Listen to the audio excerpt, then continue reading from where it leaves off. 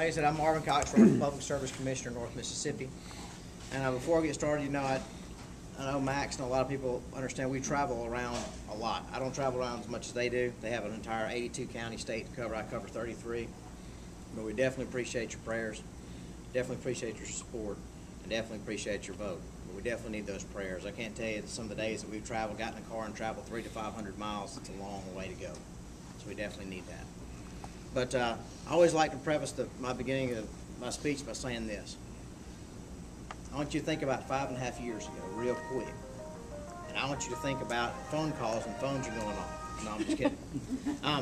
Now think about 5.5 years ago, what was going on in your life. You can probably pick out one or two things. The thing that I pick out is this. There was a state senator from Chicago, Illinois. Huge fan of abortion, huge fan of liberal politics, huge fan of all those things. And that state senator today is your president. You can't tell me that one job in the state of Mississippi is not important.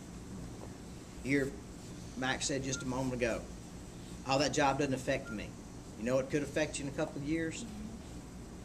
Just think what he could be one day. He could be your governor, honestly. If a state senator can be your president, who could be your next? His wife is saying no, but what I'm saying is you never know where the next big name will come from. And so I ask you to dig deep and start to find out who people are, what they stand for, and what they're going to be one day, because it's all going to be written from now to the future.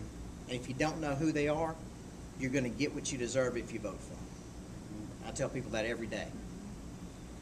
But y'all, a lot of people ask me, Marvin, what are you going to do if you become Public Service Commissioner? Hopefully I can do a lot. And let me preface this by saying one thing. What is a Public Service Commissioner?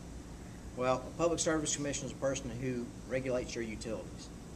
So we're talking about your electricity, we're talking about your water, we're talking about things that affect every area of your life every day, including communications. So when you're out in the country and you can't pick up you can't get a tower with your cell phone, you can probably thank a Public Service Commissioner for not digging a little deeper and trying to figure out where they need to go. When you're getting into a storm and they're going to tell you it's going to be 3 or 4 days to get some things going with your electricity, they might not can help a lot of those things, but what they can do is they can help you get in touch with the right people to get the process moving quicker. They affect all of those things, and they will continue to affect those things in the future. But something else they affect that a lot of people don't know about are jobs. You heard Max talk about what he could do to help with jobs in agriculture. Guess what Mississippi's got a lot of that these guys can affect all the time. Things we make energy out of, natural gas and coal, two of the biggest things right now. Mississippi has billions of liters of natural gas, and we've got billions of metric tons of coal under the ground right now. And I think last year we brought out about 3.7 million tons of it. And most of that went out of state, by the way. 3.7 million tons. If you dug 3.7 million tons from now until you got all the coal out of the ground in Mississippi, you dig for the next 240 years. 240 years worth of coal on the ground. They said around Ackerman, Mississippi, if we just supplied the coal needs from Mississippi, just around Ackerman, there's 100 years of coal from Mississippi right there. We're not touching it. We're not digging it. We're not doing anything for it right now. We've got loggers that have trucks that are sitting on the side of the road by their house trying to do anything with. They could place that trailer, and they could be moving coal. We've got a lot of things that could be done that Public Service Commissioners affect every day, and they don't do anything. They sit in their office and they draw the salary. And as Brandon Presley, one of my opponents, talks about, I don't like to mention names a whole lot, but this is what he told a crowd not too long ago. We got to go after Big Brother. We got to get them, and we got to make sure that they pay when they do wrong. Well, that's not a bad thing to think about. You're supposed to get in trouble when you do bad things. But guess who pays for that trouble? You think AT&T magically brings money off of a tree and pays for it? No, it comes out of your pocket, and they got to raise rates to pay for those fines. They got to raise rates to go and get that money. So what happens is Public Service Commissioners have to give them their fair shake. If they're going to fine them, they got to go get that money. They've got to allow them to raise rates to do it. It's the way the law works. I asked somebody not too long ago, so why can't we, instead of taking that money and throwing it in the big pot in the middle of the state, force those companies to give the money back when they've done something wrong? It's real simple. It wouldn't be much. It might be 50 cents on a check. It might be little things. But guess what people would see every time they opened that up? When they did something bad, they had to give it back. Instead of taking that, what do you tell me? My opponent said they took $482,000 in less than a year from AT&T in fines. That's one company, by the way, just one. They find all of them, by the way. He goes after Big Brother at every chance. When you do that, we pay, and we pay big every time. Let's give that money back to somebody who can actually do something with it. It might be a small amount, but it'll mean more. Mean more in the future. But not only that, public service commissioners, like I said, affect your life. Well, guess what? You affect their life by your vote. And I need your vote. I want your vote. And I want to stand in the gap between these companies and you. Not only does a public service commissioner serve you, they also serve these companies. They get out there every day and they work with them. If you have someone who won't work with that company, they're really not working on your best interest in your behalf. They've got to work together. We're the people who stand between you and the energy company or you and the water company who actually has monopolistic rights over your area. So if we're out to hurt them, we're out to hurt you. So if you'll work with me and try to get some of those things changed, if you work with me and put me in office, I will stand up and do what's right. We'll change where we've been going, and we'll get back on a track that works, that we can put Mississippians to work. We can go dig some coal out of the ground. We can use some of our natural resources to help ourselves. Somebody asked me, they said, Marvin, well, what if we can't get a good market price? I said, we've got farmers right now who are about to lose their farms, and right up under the ground, about 25 feet below the ground under your feet, actually right now, is coal.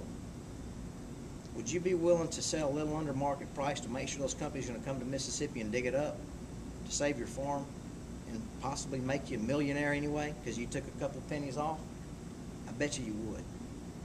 These are things that we can work together to do to make Mississippi better tomorrow. And by the way, when they're digging that coal up, people are going to have jobs to pay taxes. Guess what that's going to do? It's going to help our education system. It's going to help our road system. It's going to help Mississippi as a whole, and we're going to be able to buy more of those agricultural products. We're going to be able to buy more things and have a lot more say-so in what's going on, not only in our state, but in our country.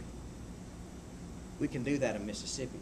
We've always been behind in a lot of ways in Mississippi. Let's take the forefront, get somebody in office who wants to make those changes, and once that's done, not only will we be better off, Mississippi's going to be better off. We're going to have people, my friends, instead of 50% of them leaving the state as soon as they got their education, they're going to stay here.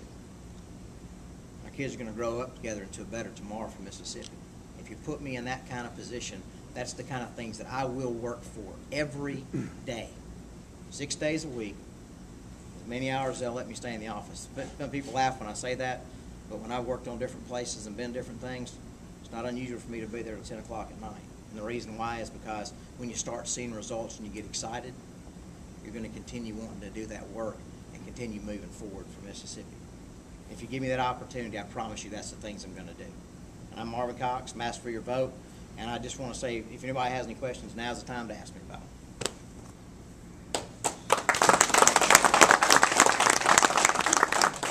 Any questions? Marvin, some of that coal, aren't we getting a lot of coal to generate power in Mississippi now from Montana? Several different places, but Montana is one of the biggest one. They have a coal called anthracite that they get from there. That's a very high quality coal. And the coal from here could actually be used in Mississippi to generate power too. You bet it could. We could be using it right now if we could. I mean, there's one plant in Mississippi that burns small amounts of that coal, and they're fixing to actually take it offline to upgrade it, to make it a better coal plant, I guess you'd say. But that means it's going to be offline for a year or so. Coal that we have been digging up, they're going to stop digging, or they're just going to sell it out of state. So what we're doing is we're basically shooting ourselves in the foot. I mean, there's another coal plant, Kemper County coal plant. It's been in the news a lot. And one of the things we did in Mississippi, a massive mistake that we made, was when we allowed all those bids to start going out, cheapest bid came from China to develop it.